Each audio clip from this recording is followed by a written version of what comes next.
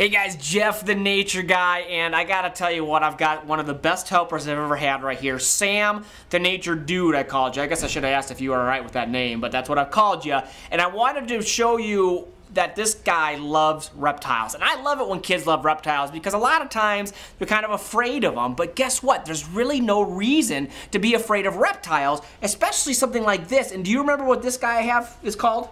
A rubber boa. Nice, a rubber boa. And they're called that because they look like they're made out of rubber, don't they? I mean, look at how cool his scales are. They're so small. And what he's doing right now is he's just getting really comfortable on your hand because you're warm. And he wants to feel that warmth. Now, the cool thing about rubber boas is they're found really all over the western U.S. And you can find them here in Montana. Even in Billings, you can find these. But the cool thing is these aren't snakes that really like it very hot. They don't like hot temperatures. Now, you have a bearded dragon, right? His name is Spike. I think we met him a few weeks ago in our last video. But the cool thing about Spike is he loves it to get really hot, right? You put light bulbs on him to warm up. Most reptiles do. This guy's a little bit different. He likes it cool and he likes it wet. So he's oftentimes found in old logs in the forest, really found over in the Pacific Northwest kind of bit, but you can find them here in Montana. I think a lot of people are surprised by that. Now, a couple cool things I want you to notice. Look at this right here.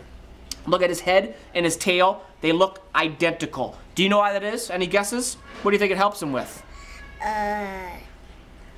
Camouflaging? Oh my gosh. Are you a nature guy? Because obviously you know all the answers. To camouflage. His head and his tail look alike because if you're something that wants to eat him, you're going to eat him. And if you're him, you're hoping that whatever tries to eat you bites that tail and not the head. If you get your tail bitten, you got a good chance of living. If you get your head bit off, you're going to live? No way, you're done for. So the tail and the head look identical to keep him safe. That's a pretty cool thing. Now, my last thing about it, and I think everybody knows this, maybe you do, let's see. Why is he sticking his tongue out? We've talked about this before in snakes, and I know your bearded dragon does it too. What are they doing? Smelling. What? Do you know everything? You're going to take my job one day, aren't you?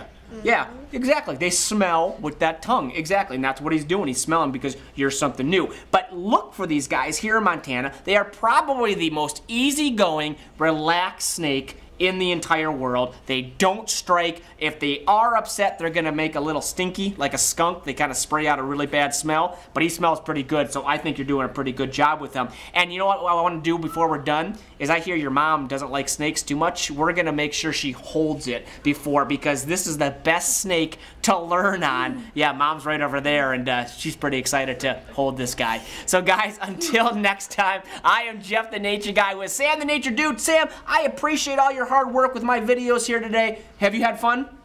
I love it. Well, thank you for being such a good sport and knowing so much about animals. Guys, until next time, I'm Jeff the Nature Guy, Sam the Nature Dude. We'll see you at the zoo.